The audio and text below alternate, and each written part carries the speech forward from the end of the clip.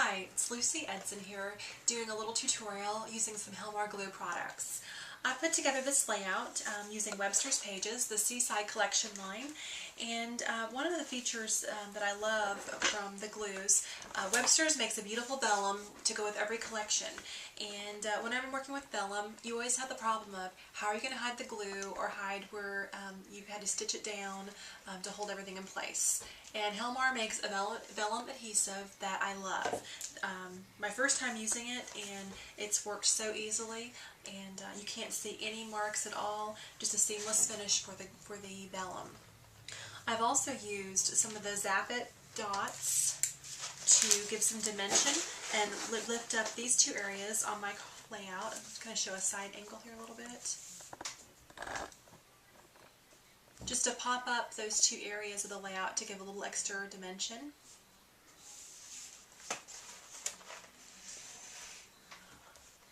Also, I like to apply the little gemstones and jewels. These are some buttons from Webster's pages that have a flat back, and I've used the gemstone glue to apply those. And also I've used some of the fabric embellishments from Webster's, and I've used the premium craft glue. It dries clear and left no stiffness or visible glue showing through it all on the different areas where I use the fabric trim. And the rest of the layout I put together using one of the glue runners by Helmar, and I'm going to show you step by step how I work with each one of these glues, and just show you how I put this layout together. Thanks, and hope you enjoy the video. I have my project laid out in the approximate way that I want it to look when I'm finished, just to see how everything's going to fit together. And now I'm going to disassemble it and show you how I'm going to use the different Helmar products to add dimension and to glue down the vellums and different products that are on this layout. So basically I'll go ahead and take a picture in my mind of how it looks, and then I'm going to just pull off the vellum pieces first.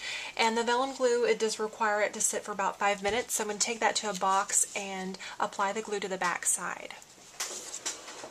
Okay, I'm working with the V2 vellum adhesive made by Helmar, and you don't want to spray this unless you have it away from all the other surfaces. You don't want any overspray that would glue everything else on your page together. And so I'm spraying into a box, or you could take this outside, but it's a rainy day here, so we're going to be working inside of a box. And I'm just going to do a couple quick sprays. This is the back side of the vellum. And I also have a piece of transparency in there that we're going to be spraying. So just spray these and let it sit up for about 5 minutes. I have some fabric ribbon that was made by Webster's, and I'm going to use the Helmar craft glue, the premium craft glue, to apply this. It dries clear and will hold my fabric in place.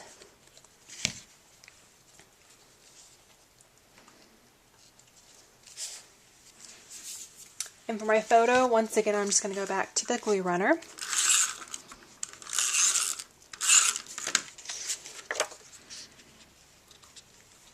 Okay, now we're down to the very basic assembly part of my layout, and I have a simple tape runner to use for this part, and I'm going to just lift and apply just a couple of strips. That's all it will take. Just make sure that's centered down. I've got my adhesive that's tacked up now on the vellum, and I'm going to just put this down. I love this application method for vellum because I haven't found anything that just doesn't show and will apply your vellum so smoothly. So, and there you have it. Perfect seamless vellum adhesion. I really like to add dimension to my pages, so these Zap It dots are perfect for that. On my journaling card and other embellishment, I'm going to just do a double pop-up on that. The little journaling card, I'm going to add just one pop level. And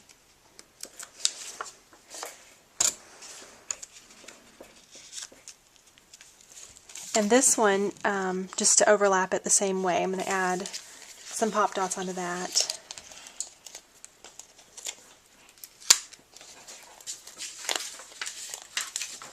I think you'd be surprised when you photograph your layouts how much the added dimension adds to the depth of your projects. And of course, this is still very easy to slide into your page protector not too thick for that. One of my other embellishments was also a fabric tag, so I'm going to go back to the premium craft glue and just apply a little bit to that.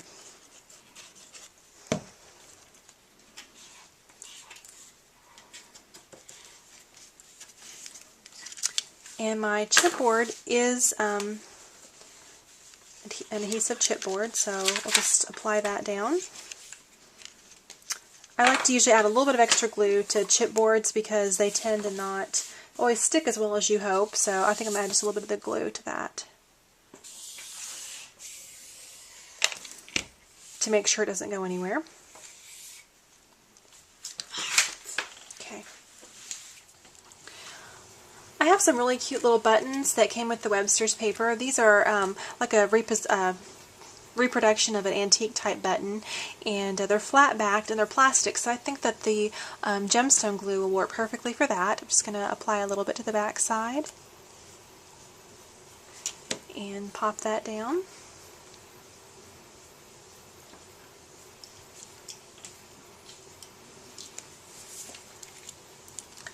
And I'm going to add a couple more brads, and this layout will be finished. I'm going to go ahead and go through a couple of the things that I used again, and I've used the gemstone glue, the premium craft glue, the vellum adhesive, and the zap dots, and the tape runner.